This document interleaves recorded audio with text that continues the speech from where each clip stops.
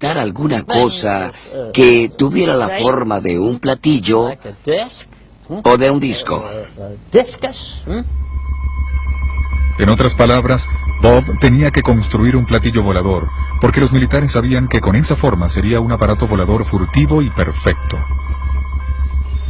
El radar puede detectar a un avión convencional porque en su superficie tiene ángulos rectos en los que rebotan los rayos que emite el radar. Pero si estos chocan contra un disco o platillo volador, la señal regresa de forma confusa y difusa. La idea de tener un aparato volador invisible al radar causaba un gran revuelo en los círculos militares hasta que un día unas personas desconocidas fueron a visitar a Bob. Cuando fueron a verme, yo no sabía quiénes eran. No me dijeron, oye, venimos aquí de parte de la CIA, mira mi placa. Y me hicieron miembro del club. No sabía que eran agentes de la CIA. Eso demuestra hasta qué punto todo era un secreto. Y en verdad, la CIA estaba aún más misteriosa que de costumbre, porque no solo luchaba contra los enemigos de Estados Unidos, sino que ellos se peleaban entre sí. Era un pleito secreto contra la Fuerza Aérea para ver quién dirigía el proyecto de los aviones espías.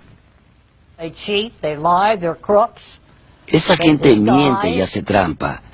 Finge otra identidad. Por ejemplo, para reunirme con ellos, tenía que ir a unos edificios de Washington que estaban a medio construir. Mis pasajes aéreos tenían un nombre falso. Era muy difícil para mí y para mi esposa tener que vivir todo eso, porque se rodeaban de un montón de mentiras y uno no podía distinguir lo que era real de lo que era falso. Bob aceptó a regañadientes trabajar en el proyecto de diseñar un objeto volador en forma de platillo que fuese invisible ante el radar. No volvería a hacerlo nunca. Tener que vivir en esa clase de ambiente. Uno no podía hablar con nadie más que en ciertos sitios que ellos escogían. El proyecto era tan secreto que se suponía que no existía. Es una condición de negación total que se conoce con el nombre de Proyecto Negro. Hay muchas clases de negro. Yo les hablo del negro más extremo. Yo vivía en eso, en el llamado negro extremo. Los proyectos de Bob nunca salieron a la luz. La CIA retiró todos sus archivos y sus diseños. Bien, y creo que con eso termina la historia. ¿De veras? Pues mientras que la CIA mantenía a Bob en la oscuridad, salía a la luz otra nave circular.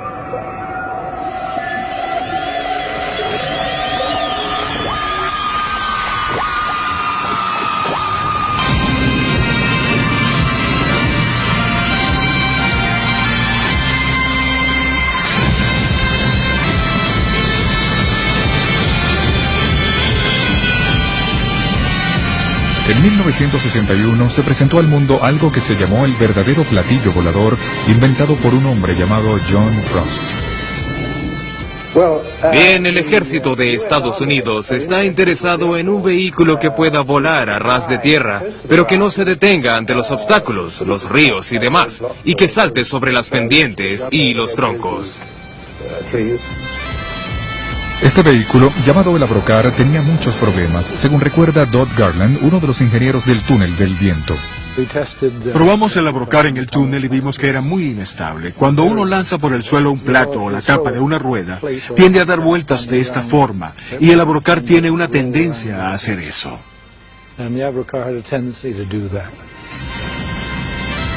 De hecho, cuando el Abrocar fue presentado en público, el proyecto en sí ya se había abandonado. La verdad es que el Abrocar no tenía nada que ver con un platillo volador, más bien fue el primer aerodeslizador del mundo. Y también fue un resultado accidental de un proyecto mucho más secreto y ambicioso que sí tenía mucho que ver con los platillos voladores. Una pregunta, ¿creen los platillos voladores? Claro que no. No en el sentido que la gente cree, que vienen de Marte y otros planetas. No. John Frost no creía en los discos voladores de Marte, pero sí en los platillos voladores, ya que estaba construyendo uno en secreto.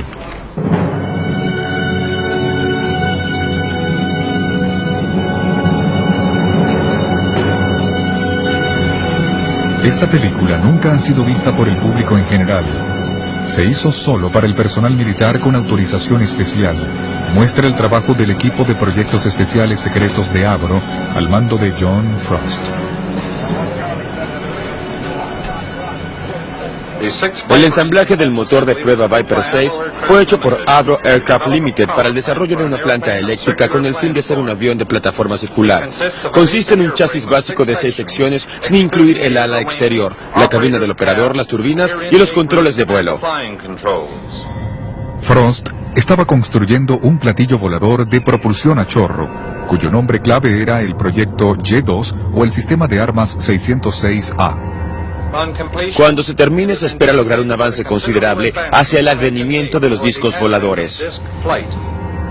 Y aquí también se utilizaba la tecnología alemana de los platillos. John Frost sabía de la investigación que en tiempos de guerra habían llevado a cabo los alemanes en materia de platillos voladores, que seguramente fue la base de los platillos que luego se vieron en los cielos de todo el mundo.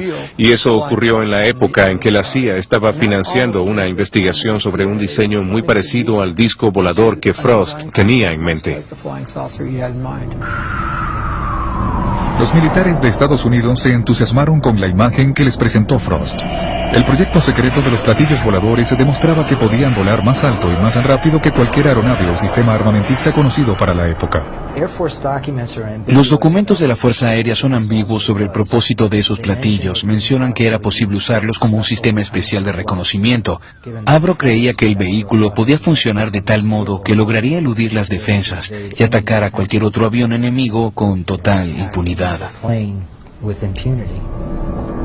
Los militares invirtieron con entusiasmo una gran cantidad de dinero en el proyecto.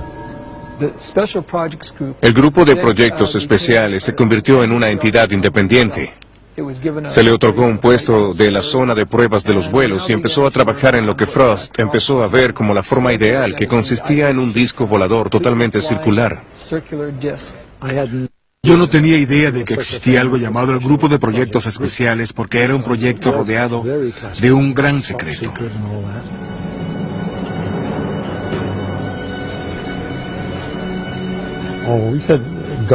Todo el tiempo había guardias en todas partes. Y uno debía tener una identificación especial, con un círculo de un color determinado, para poder entrar en el área de los proyectos especiales. Yo era un diseñador ejecutivo en esa área y empecé a trabajar en el 606A, que era un diseño supersónico para la Fuerza Aérea de los Estados Unidos. El diseño que él proyectaba era el más codiciado por todos los diseñadores de aeronaves y consistía en un vehículo circular totalmente cerrado, o sea, un disco volador. La única idea que tenía Frost en mente era la de un círculo. En ningún momento quiso cambiar el proyecto. Y a mí me parecía ideal porque despegaba de forma vertical.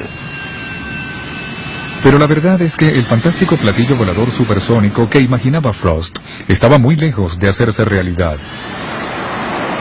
En él se aplicaba de la forma más pura el efecto Coanda de los platillos voladores y debía tener 6 potentes reactores que succionaban el aire que se hallaba sobre el disco y que le permitían al platillo despegar y hacer toda clase de maniobras.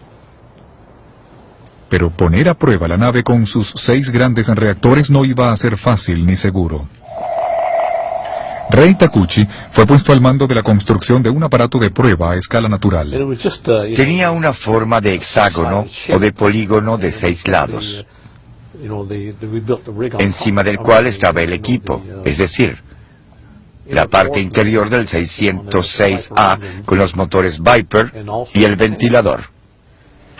Cada montaje que gira se compone de un aro superior y otro inferior donde están las aspas del compresor y de un aro central donde están las aspas de la turbina.